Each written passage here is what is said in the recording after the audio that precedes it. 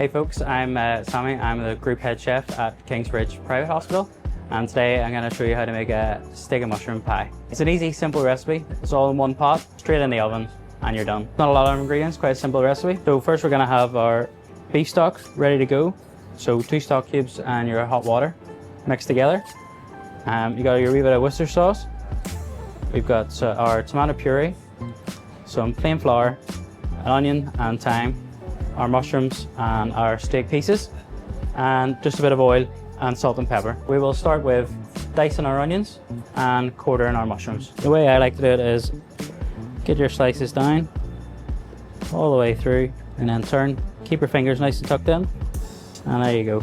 I prefer a serrated blade because it stays sharper longer, and yeah, that's what I find. The serrated just gives you a little bit more control. With our mushrooms, you can either quarter, or if you just want to keep them half, if you like a nice chunky mushroom, each to your own. But we're going to go for a quarter today.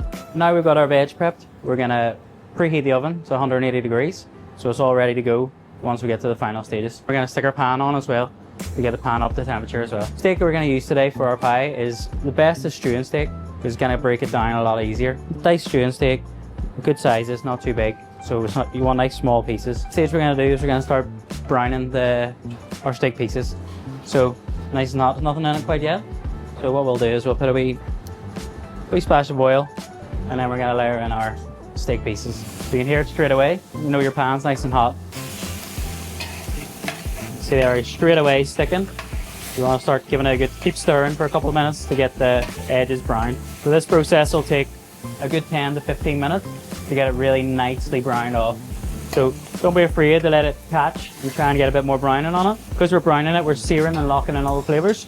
So then once we bring in all the other ingredients, the beef's already locked in and it can start to tenderise. Try and get a nice even layer, so it's nice across your pan. So I leave that for a few minutes without touching it. You know it's starting to brown. So you can see your juices are starting to come out and you're starting to catch on the pan. This is what you want. You want all this flavour on the pan. So what we'll do is we'll give it another wee stir, just to make sure all these like pink bits here are starting to disappear. And then once the liquid is all disappeared, it'll start to caramelize a bit more for you, and the browning will start to happen. They're starting to brown a bit more now. Just gonna add a wee bit of salt and pepper in there as well, just to give that a wee bit of extra flavour. Pull it off the heat a wee bit just to get the steam away.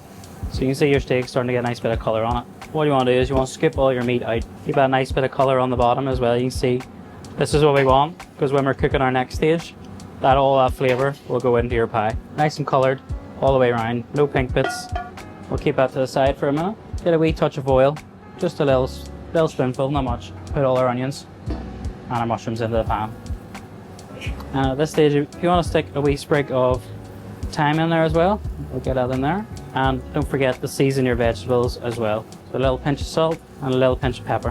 What we want to do is we'll sweat these off for about 5 or 6 minutes, maybe more, just to get them nice and softened up and try and get all this off the bottom onto your nice vegetables. Just don't let it catch. You don't want it to catch on the bottom. Just keep getting a nice wee stir. As you can see, I'll skip that up. You can see your onions are starting to brown. Mushrooms are starting to get a bit of colour on them. Got all our ingredients ready for the next stage. So first we want to get our flour in. Gonna give it a nice light sprinkle over the top. We'll turn that down a wee bit just to give us a bit more control. Just give that nice wee sprinkle over the top. And then we're going to give that a good mix in. So this flour is going to start to create the base for our sort of gravy mixture for the pie. So the flour is going to get it nice and thick, and it'll coat everything. Don't worry about it catching. See it's catching here? Don't worry, because once we add the stock will start pulling that all the way from the bottom of your pan. All in there. You're starting to make like almost like a roux you're starting to make with your flour. So your flour is going to thicken up your stock. Now we've got our stock. This is your beef stock, so you'll know yourself. I usually use Knorr because this gives you your best flavour. You know, you want a nice rich beef stock. The richer it is, the better it'll complement your beef. So we're going to pour this in now. There we are. You'll see it'll start to glaze. So once it starts to bubble it up, it'll start pulling away all your flavours from the bottom. So we'll get this let this come to the boil now before we add anything else in. So just give it a wee stir, making sure it's nice and even. You can see there. Now you can see we're bubbling away. We get our tomato paste in there.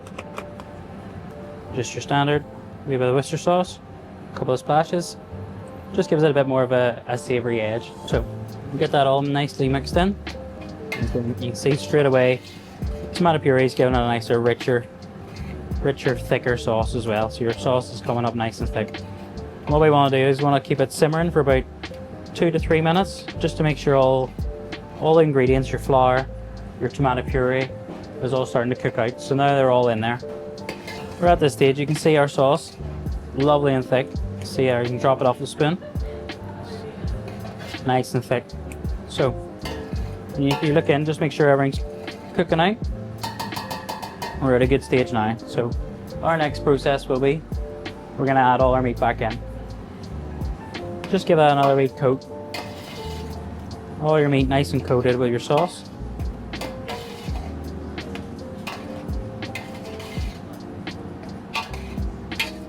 Because we're going to let that just simmer for about 5 minutes. So you want to turn down your cooker and let that simmer for about 5 minutes and let that cook out. So we're going to pour our pie mix into our dish and put this all in here. All your nice flavour out there. As you can see, the bottom there, it's sort of cold. Most of it's came away. If you put any thyme in it, this is the stage you want to get it out. Okay, just make sure you're getting all the nice juices out of the bottom. And if you have a spatula, just get in there. Get that all out, all that nice flavour out. As you can see there as well, any of the bottom of your pan, pretty much all of it's gone. Any of that from earlier that looked like it was gonna maybe burn on you. Nice and flat the way you want it. And what we'll do is we'll stick this into the fridge for 10 to 15 minutes, just to let it cool down a little bit before we put the pastry on. So I'm just gonna get a wee rough guide of size-wise. Yeah, we'll just nip the corners off a bit, just tidy it up. We've let our meat cool down in the fridge, our mixture. It makes it easier for the pastry. It stops it going wilting on you, and then you can get a nice easier crimp and a tidier finish. So we're just gonna give it a wee egg wash, just with a beaten egg here. And then that'll give us a nice golden brown colour on the top once we bring it out of the oven. We're gonna put it into the oven at 180 degrees. Once it's in there, 15 to 20 minutes, and we will give it 15 to start. And if it's not golden brown enough, we can add a bit more. 15 minutes, it's not quite got the golden level that you want. So we'll give that another 5 minutes, and I'll mix it up to 20. Okay, so now we've got it 20 minutes, you can see there. Pie is much more nice and golden brown. Depending obviously on size, you should get a good 4 to 8 portions on it. So personally I would go long ways, a nice cut in long ways, and down the middle again. As you can see, I'll give you a nice good size 8 portions. Just complete this down. So get yourself in there, hold the top. Quick and easy pie. And that's us finished. In your prep time and cooking time, you're talking an hour max, and around that time.